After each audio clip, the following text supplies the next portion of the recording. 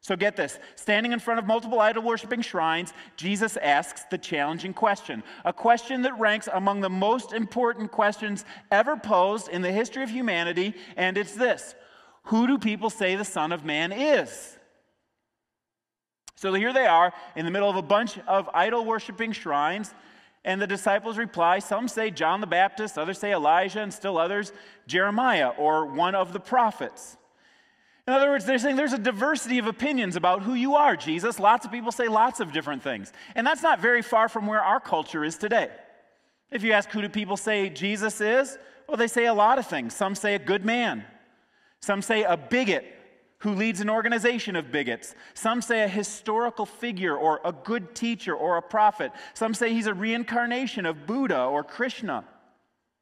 But this identity question is everything.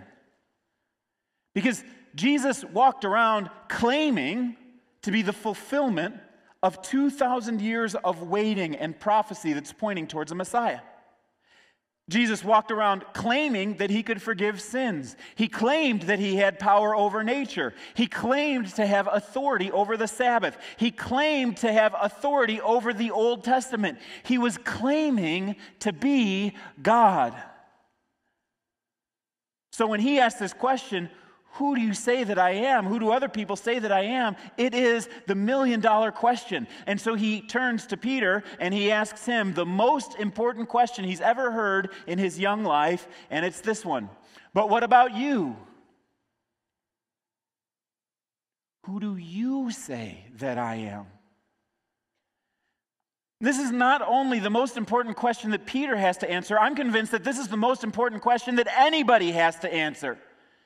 Because when Jesus goes around talking about himself being God, he says, your eternity hangs in the balance to the way that you answer this question.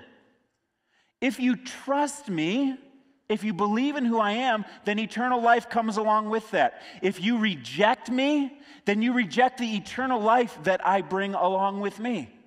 That much hangs in the balance in this moment. Now, I was not super bright when I was 15 years old, but I had been to church enough to know that this is the million-dollar question.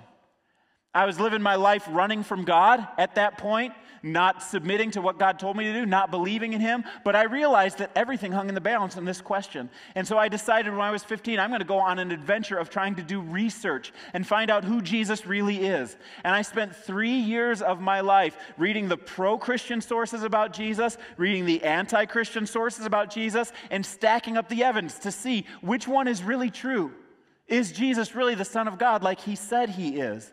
And after 3 years of searching, I found it to be undeniable that the historical and philosophical and written evidence, archaeological evidence, points towards Jesus really being the Son of God.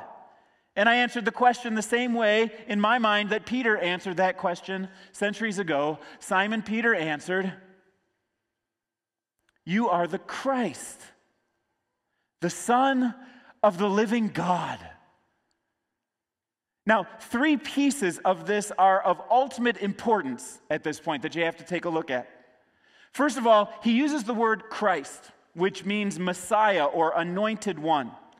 He's the king that was promised by God. He's the ultimate fulfillment of all of the prophecies. Everything comes true in Jesus. And he's the one they've been waiting for centuries. He's the one who will rescue them from their enemies. He's the one who's going to bring them new life, just as has been promised for thousands of years. But what's interesting about this statement is that Peter doesn't stop there. He says, "You're the Christ," and he adds to it, "the Son of the living God." In other words, you're not just a good prophet. You're not just another Elijah or another Jeremiah that's come to visit us. You're something altogether differently. You are supernatural. There's something that is beyond human. You are the God-man who walked on planet Earth. You are from eternity past, and you will rule forever. You're the Son of the living God. Now, this accelerates even bigger when you consider that Peter is saying this in the midst of a place where they worship all kinds of other gods. Because Peter uses a definitive article to talk about Jesus. He uses the word "the," not just a God or a Christ. He says, "You are the Christ, the Son of the living God." You're the one and only. And against all of the backdrops of these other false gods, you are the one true God. You're the only one who is worthy of worship at this point. Peter makes a very bold and brash statement. It's not the first time that Peter makes this kind of a statement, but it's the first time that Jesus responds this way to one of Peter's bold and brash statements. You notice how Jesus responds? He says, Jesus replied, "Blessed are you, Simon, son of Jonah, for this was not revealed to you by man, but by my Father in heaven." I mean, Peter gets a lot of things wrong. I mean, this is Peter who always speaks out of turn. Peter always who shoots his mouth off. Peter who's got the foot-shaped mouth. And Jesus says, "Look, Peter, ding, ding, ding, ding, ding, ding, ding, you got one right for once. Way to go. Way to go." He says, this is not something that is just like you're really smart and figured it out. This was downloaded to you by God himself. Hang on to this one because it's a right answer. And he says to him, "Look, you got it right, Simon, son of Jonah." Now, he's already renamed him Peter years ago. But he reminds him of his humble human origins as one who hears. That's what the name Simon means, because now he's heard from God.